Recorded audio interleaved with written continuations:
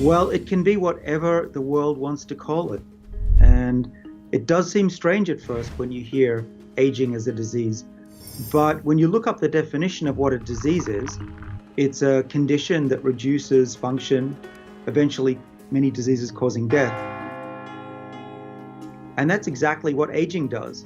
It turns out the difference between disease and aging is simply that a disease happens to less than half the population and aging happens to more than half of the population. And that's an arbitrary cutoff. And I argue in my book that because we don't regard aging as a disease, we've neglected it, at least for the last 200 years. And that's led to a lot of problems in our healthcare system and in our lives, where we're spending more and more time in a state where not all of our body is kept young for longer, our brains in particular. And I think with this new approach, if we were to define aging, at least as a medical condition, it would change the way we research and develop drugs for most age-related diseases. Human beings and members of other species, especially animals, age and die. But there is no biological law that says we must age. For example, some mammals live over 200 years. Some simple animals are potentially biologically immortal. Animals in the genus Hydra have a regenerative ability by which they avoid dying of old age. But what if humans too had an ability to live longer and healthier? The notion of radical life extension no longer belongs to the realm of science fiction. David Sinclair is a professor of genetics at Harvard Medical School, a co-director of the Paul F. Glenn Center for the Biology of Aging. He believes that the pace of aging can be slowed and even reversed by a variety of approaches. Sinclair says that aging is caused by epigenetic changes, abnormalities that occur when the body's cells process extra or missing pieces of DNA. This results in the loss of information that keeps our cells healthy. This information also tells the cells which genes to read. In his book Lifespan: Why We Age and Why We Don't Have to, Sinclair describes the results of his research, theories and scientific philosophy, as well as the potential consequences of the significant progress in genetic technologies.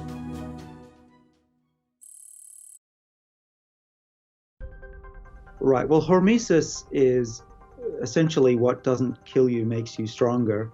You could possibly say what doesn't kill you makes you live longer as well, because what we discovered first in yeast cells and eventually in animals and now in humans, we found that these enzymes called the sirtuins, these are protectors in the body, and they do a lot of good things. They protect cell identity, they repair DNA, they boost energy.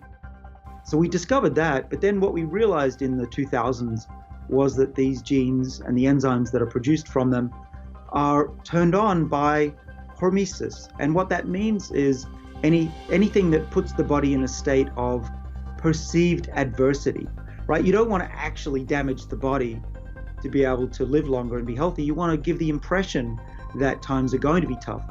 So being hungry during the day, exercising, these are all things that tell the sirtuin genes to come on and to protect the body.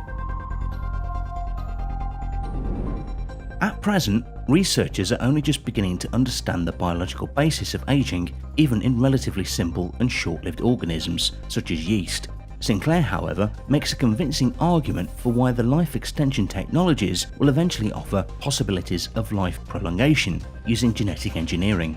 Sinclair and his team recently developed 2 artificial intelligence algorithms that predict biological age in mice and when they will die.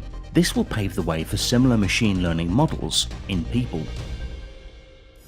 The loss of epigenetic information is likely the root cause of aging. By analogy, if DNA is the digital information on a compact disc, then aging is due to scratches. What we are searching for is the polish. Every time a cell divides, the DNA strands at the ends of your chromosomes replicate in order to copy all the genetic information to each new cell, and this process is not perfect. Over time, however, the ends of your chromosomes can become scrambled, much like the data on a damaged compact disc becomes unreadable. These tiny errors pile up with age, causing cells to malfunction and eventually stop working altogether. However, the progress in genetic engineering has provided that these changes can be reversed even at the cellular level, and it is possible to restore the information in our cells, thus improving the functioning of our organs and slowing the aging process. Unlike traditional medicine, nothing is lost when correcting these errors. The information in our cells is just modified. Could a simple pill be the solution to our aging problems? Sinclair is currently focusing on pharmaceutical development that could treat aging. One of his more recent molecules of interest is called NMN. It is found in every living cell and boosts levels of the NAD+ molecule, which adds as a coenzyme in many critical processes in our body, including cellular energy production, DNA repair, and certain activity. A new paper published in the scientific journal Nature identifies how this essential molecule is taken by mitochondria, the cell's energy-producing symbionts that decline with age. A wide range of age-related conditions including cancer, obesity, cardiovascular disease, and diabetes are all connected with the lack of NAD+. Growing old is characterized not only by the obvious biological changes in the body, wrinkles on the skin, graying hair, but also by the gradual decay of cells and body tissues. This is a result of DNA damage that gradually accumulates in cells and results in increasing number of cells with minimum functionality. Another way to slow down aging is through healthy diets and fasting.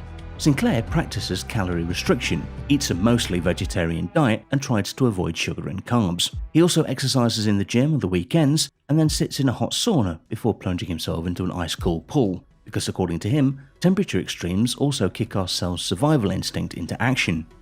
Sinclair tracks his biomarkers regularly and takes vitamin D, vitamin K2 and aspirin. However, he points out that he is not a medical doctor and is not recommending anyone do what he does. So we now know when you exercise and when you are hungry, your NAD levels go up. And it turns out that as you get older, your NAD levels go down. It's just a correlation, but what we've shown from numerous animal studies, rodent studies, and an increasing number of studies in people is that what's going on is the NAD is turning on the body's defenses against aging through a group of enzymes that we worked on and have essentially spent 25 years figuring out.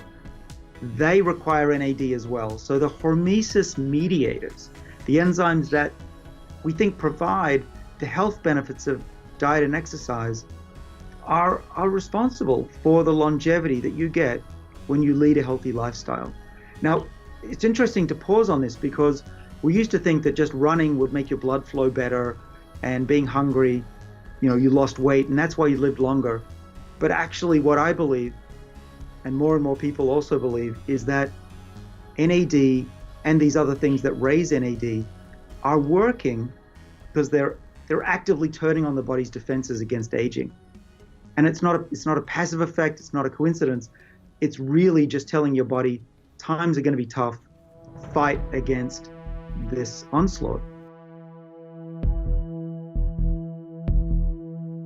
Ray Kurzweil is also taking many supplements to extend his life. He predicted that the singularity is coming in 2045, and he plans on living long enough to see it. Kurzweil actually believes that his healthy diet can help him live longer. Sinclair, on the other hand, is not so sure about immortality. According to him, human beings are never going to become immortal unless we somehow upload our brains to the computer, which is a very hard thing to do, considering the brain is the most complex thing in the universe. Unlike Sinclair, who is trying to find a way for humanity to extend life to 150 years, biomedical gerontologist Aubrey de Grey doesn't see any inherent limit to how long it would be desirable to live. According to him, in about 10 years, we will achieve the degree of life extension with late onset interventions. We will keep people more functional both mentally and physically at an old age. Once technology is available, nearly everyone is going to want it. Of course, there's going to be a minority of people who think it's better to live more naturally in some way or other. We have parallels like that in society today, like the Amish for example. Elon Musk on the Joe Rogan Experience podcast said he would rather eat tasty food and live a shorter life. What do you think? Let us know in the comments section. Did you like this video? Then show your support by subscribing, ringing the bell, and enabling notifications to never miss videos like this.